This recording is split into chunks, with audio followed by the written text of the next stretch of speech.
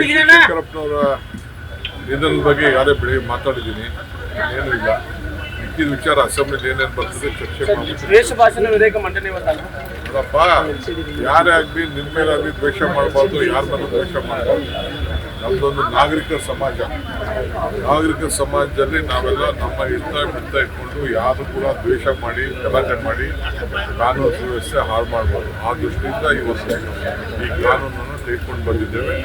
ರಾಜ್ಯಕ್ಕೆ ಒಳ್ಳೆಯದು, ಸಮಾಜಕ್ಕೆ ಒಳ್ಳೆಯದು. ನಮ್ಮ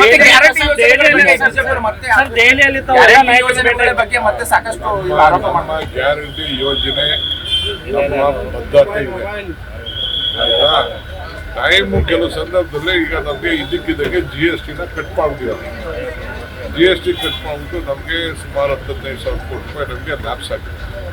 ಇನ್ನೂ ವಿಚಾರದಲ್ಲಿ ಕೆಲವು ವಿಳಂಬ ಆಗ್ಬೋದು. ನಾವೇನು ಮಾತು ಕೊಟ್ಟಿದ್ವಿ, 100 ಕೋಟಿ ರೂಪಾಯಿ ಕೊಟ್ಟಿದ್ದೀವಿ ಮತ್ತೆ 1 ತಿಂಗಳು 2 ತಿಂಗಳು ಏನು ತೊಂದರೆ ಇಲ್ಲ, ಯಾರ್ದು ಏನಿಲ್ಲ. ಫಸ್ಟು BJPಯವರು ಅವ್ರು ಮಾತು ಕೊಟ್ಟಿದ್ರಲ್ಲ ಬೇರೆ ರಾಜ್ಯಗಳಲ್ಲಿ, ಅದನ್ನು ಫಸ್ಟು ಬಿಡುಗಡೆ ಮಾಡಿಸ್ಲಿ, ಅವರು ಮಾತಾಡಲಿ.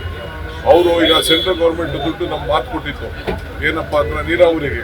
ಇಲ್ಲಿ ಇವತ್ತವ್ರಿಗೆ ಹೇಳ್ಕೊಟ್ಟವ್ರೆ, ಮಾದಾಯಿಗೆ ಗಲಾಟೆ ಮಾಡ್ತಾ ಇಲ್ಲ, ಮಾದಾಯಿಗೆ ಗಲಾಟೆ ಮಾಡ್ತಾ ಇಲ್ಲ.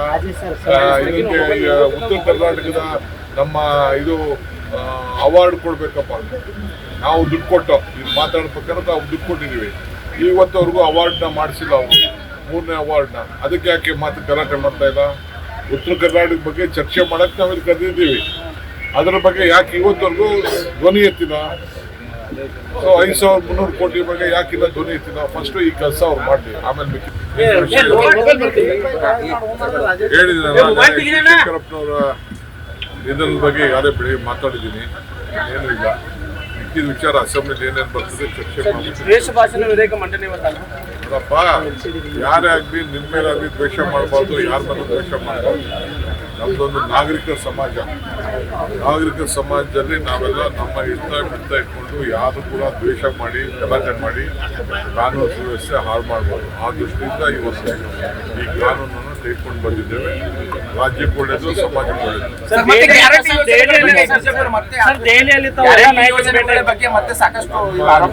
ಗ್ಯಾರಂಟಿ ಯೋಜನೆ ನಮ್ಮ ಬದ್ಧತೆ ಇದೆ, ಆಯ್ತಾ.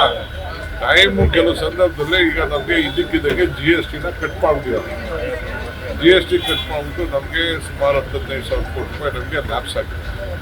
ಇನ್ನೂ ವಿಚಾರದಲ್ಲಿ ಕೆಲವು ವಿಳಂಬ ಆಗ್ಬೋದು. ನಾವೇನು ಮಾತು ಕೊಟ್ಟಿದ್ವಿ, 100 ಕೋಟಿ ರೂಪಾಯಿ ಕೊಟ್ಟಿದ್ದೀವಿ ಮತ್ತೆ 1 ತಿಂಗಳು 2 ತಿಂಗಳು ಏನು ತೊಂದರೆ ಇಲ್ಲ, ಯಾರ್ದು ಏನಿಲ್ಲ. ಫಸ್ಟು BJPಯವರು ಅವ್ರು ಮಾತು ಕೊಟ್ಟಿದ್ರಲ್ಲ ಬೇರೆ ರಾಜ್ಯಗಳಲ್ಲಿ, ಅದನ್ನು ಫಸ್ಟು ಬಿಡುಗಡೆ ಮಾಡಿಸ್ಲಿ, ಅವರು ಮಾತಾಡಲಿ. ಅವರು ಈಗ ಸೆಂಟ್ರಲ್ ಗೌರ್ಮೆಂಟ್ ದುಡ್ಡು ನಮ್ಮ ಮಾತು ಕೊಟ್ಟಿತ್ತು, ಏನಪ್ಪ ಅಂದ್ರೆ ನೀರಾವರಿಗೆ. ಇಲ್ಲಿ ಇವತ್ತವ್ರಿಗೆ ಹೇಳ್ಕೊಟ್ಟವ್ರೆ, ಮಾದಾಯಿಗೆ ಗಲಾಟೆ ಮಾಡ್ತಾ ಇಲ್ಲ, ಮಾದಾಯಿಗೆ ಗಲಾಟೆ ಮಾಡ್ತಾ ಇಲ್ಲ. ಇದಕ್ಕೆ ಉತ್ತರ ಕರ್ನಾಟಕದ ನಮ್ಮ ಇದು ಅವಾರ್ಡ್ ಕೊಡ್ಬೇಕಪ್ಪ, ನಾವು ದುಡ್ಡು ಕೊಟ್ಟು ಇದು ಮಾತಾಡ್ಬೇಕಾದ್ರೆ ನಾವು ದುಡ್ಡು ಕೊಟ್ಟಿದ್ದೀವಿ. ಇವತ್ತವ್ರಿಗೂ ಅವಾರ್ಡ್ನ ಮಾಡಿಸಿಲ್ಲ ಅವರು, 3ನೇ ಅವಾರ್ಡ್ನ. ಅದಕ್ಕೆ ಯಾಕೆ ಮಾತು ಗಲಾಟೆ ಮಾಡ್ತಾ ಇಲ್ಲ?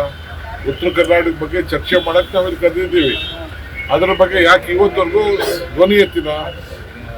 ಸೊ 5,300 ಕೋಟಿ ಬಗ್ಗೆ ಯಾಕಿಲ್ಲ ಧ್ವನಿ ಎತ್ತಿಲ್ಲ? ಫಸ್ಟ್ ಈ ಕೆಲಸ ಅವ್ರು ಮಾಡಲಿ, ಆಮೇಲೆ ಸಂಪೂರ್ಣ ನ್ಯೂಸ್, ನಮ್ಮ ನಡಿಗೆ ವಾಸ್ತವದ ಕಡೆಗೆ. ಇದು ನಿಮ್ಮ ಧ್ವನಿ.